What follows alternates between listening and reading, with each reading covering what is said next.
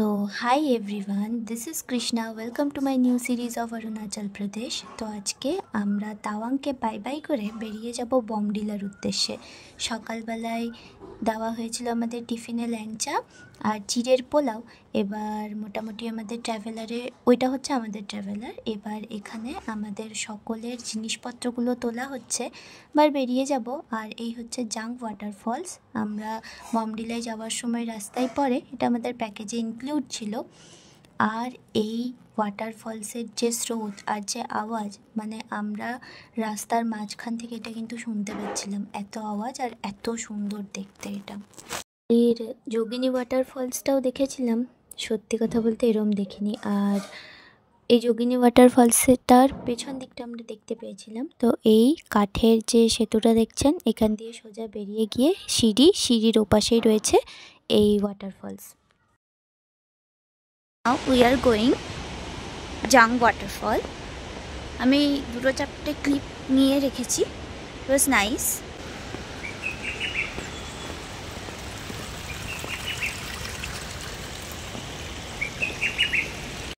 পুরো জলের ছেটাসটা লাগছে এখানে, মানে ওইখান থেকে জলটা আসছে, বোঝাতে পারছি কিনা বুঝতে পারছি না, কিন্তু এখানে প্রচুর জলের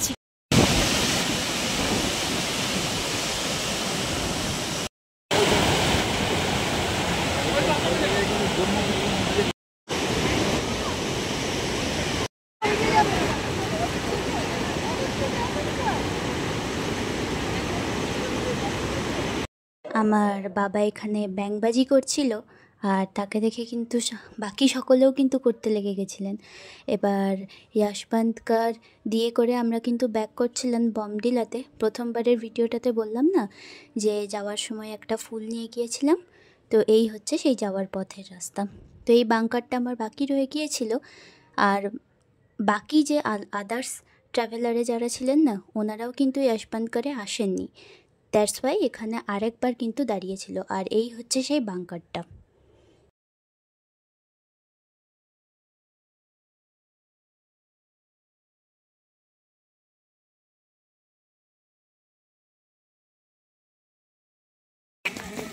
হাই,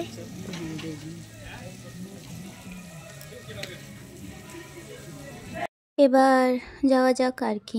টাইমগুলো একটা একটা করে পেরিয়ে যাচ্ছে আর তত মন খারাপ।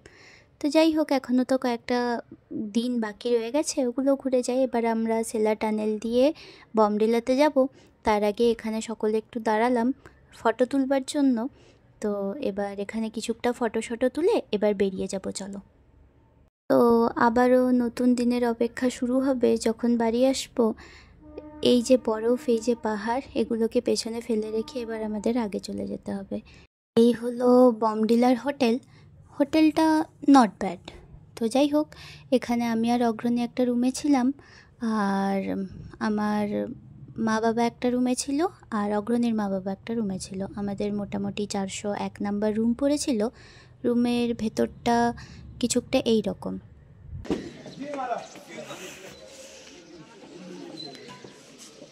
ডিলার হোটেলে এটা 401 নাম্বার রুম।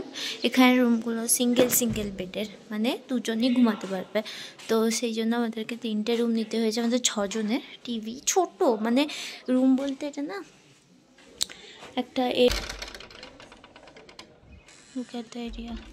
আর লোকাল মোমোগুলো কিন্তু বেশ ভালোই খেতে ছিল। তো যাই হোক, নতুন একটা ভিডিও নিয়ে আবারও আসবো। ততক্ষণের জন্য বাই বাই।